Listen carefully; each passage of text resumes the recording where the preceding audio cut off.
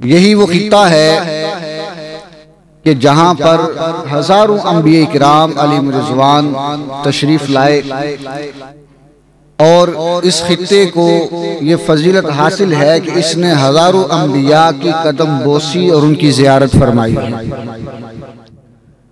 हजारों की तादाद में अंबिया यहाँ तशरीफ लाए और इस्लाम की दीन की तबलीग फैलाई और इस सरजमीन को अपना मस्कन और अपना मदफन बनाया है। फिर यही फ़लस्तीन और इसके इर्द गिर्द का जो खित्ता है वो खित्ता है कि जहाँ मुसलमानों और यहूद नसारा के हवाले से ऐसे मुक़द्दस मकामात हैं कि जिनसे हर कोई अकीदत, मोहब्बत और एहतराम रखता है। यही वो मुक़द्दस खित्ता है, वो मुक़द्दस जगह है कि जहाँ हैकल सुलेमानी है और हैकल सुलेमानी का जो यहूदी तसव्वुर है वो भी इसी ज़मीन के साथ वाबस्ता है। यही वो मुक़द्दस खित्ता है कि जहाँ पर अल्लाह के नबी हजरत ईसा अला नबीना व अलैहिस्सलाम की बैतुल लहम के अंदर विलादत हुई है। यही फ़लस्तीन का वो मुक़द्दस खित्ता है कि जहाँ पर आक़े दो आलम सल्लल्लाहु तआला अलैहि वसल्लम ने मस्जिद अक्सा के अंदर मेराज की रात नबियों की इमामत फरमाई और नबियों को नमाज पढ़ाने का शर्फ हासिल हुआ है। यही वो मुक़द्दस खित्ता है कि जहाँ पर वो मुक़द्दस मस्जिद मौजूद है जिसको बैतुल मुक़द्दस के नाम से याद किया जाता है। यही वो मुक़द्दस जगह है, वो मुक़द्दस खित्ता है कि जहाँ पर फरिश्तों का नुज़ूल हुआ, हजारों फरिश्ते यहाँ तशरीफ लाए, यहाँ पर वही का नुज़ूल हुआ, हजारों अंबिया पर वही इस खित्ते पर उतरी और यही वो खित्ता है जिसके अंदर रब ताला ने रहमतें और बरकतें रखी हैं। कुरान मजीद बुरहान रशीद के अंदर कई मकामात पर अल्लाह तबारक व तआला ने इस खित्ते की बरकतों को बयान फरमाया है। इरशाद फरमाया सुब्हानल्लज़ी अस्रा बिअब्दिही लैलन मिनल मस्जिदिल हराम इलल मस्जिदिल अक्सा अल्लज़ी बारकना हौलहू। पाक है वो ज़ात कि जिसने अपने बंदे खास को रात के थोड़े से हिस्से में मस्जिद हराम से मस्जिद अक्सा तक सैर करवाई।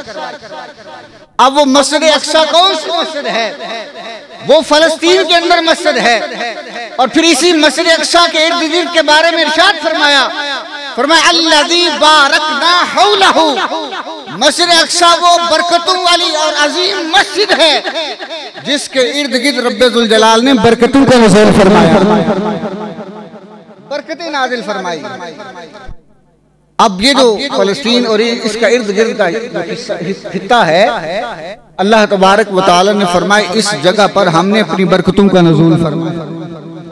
इसी तरह कुरान मजीद के अंदर एक और मुकाम पर इरशाद फरमाया कि हमने सुलेमान अला नबीना व अलैहिस्सलाम के लिए री हवा को मुसख्खर कर दिया, हवा को हजरत सुलेमान के ताबे कर दिया। फरमाया तजरी बि अमरिही इलल अर्दिल्लती बारकना फीहा।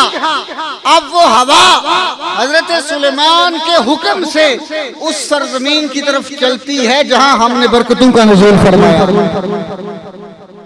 अब वो सरजमीन कौन सी है? तो यहाँ इस आयत में भी उस सरजमीन से मुराद यही फ़लस्तीन और इसके इर्द गिर्द का जो खित्ता है।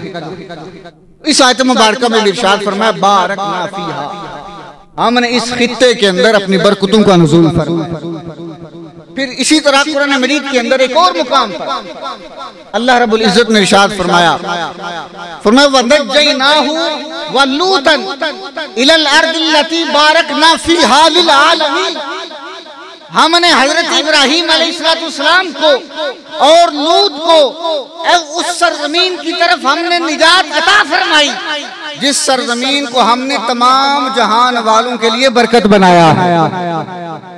तो ये जो खित्ता है, ये जो सरजमीन है, फरमाया ये सिर्फ बरकत नहीं बल्कि फरमाया बारकना फीहा लिल आलमीन, हमने इसको तमाम जहान वालों के लिए बरकत बनाया।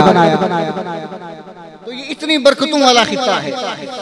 और मुफ्ती नाइमुद्दीन मुरादाबादी रहमतुल्लाह ताला अलैह, आपने इसी आयत मुबारका की तफसीर के अंदर लिखा कि जो मस्जिद अक्सा और फलस्तीन और इसका इर्द गिर्द का जो खित्ता है, जो शाम है, उर्दन है, ये जितने ममालिक हैं, फरमाया इससे मुराद जो सरजमीन इस आयत में बयान की गई, उस सरजमीन से मुराद ये सारा खित्ता है। वजह क्या है कि हुजूर सल्लल्लाहु ताला अलैहि वसल्लम के जमाना के अंदर ये जो सारा खित्ता था, ये बिलाद शाम के नाम से पुकारा जाता है। इस सारे खित्ते को बिलाद शाम कहा जाता है। तो फरमाया हमने इस खित्ते के अंदर अपनी बरकतों का नुज़ूल फरमाया। इस सरजमीन के अंदर अंबिया तशरीफ लाए, अंबिया ने आकर तबलीग की और हजारों अंबिया के मज़ारात इस सरजमीन के अंदर मौजूद हैं। फिर फरमाया कि सरसब्जी और शदाबी के एतबार से भी अल्लाह तबारक व तआला ने इस सरजमीन को बरकतों से नवाजा। और इस सरजमीन का जो पानी है वो बड़ा खुशगवार, बड़ा शफाफ है। और इस सरजमीन के अंदर अल्लाह तबारक व तआला ने और खित्ते के एतबार से सब्जा ज्यादा रखा है। और इस सरजमीन के जो फल हैं वो भी और दूसरी जमीनों के एतबार से ज्यादा बरकत वाले।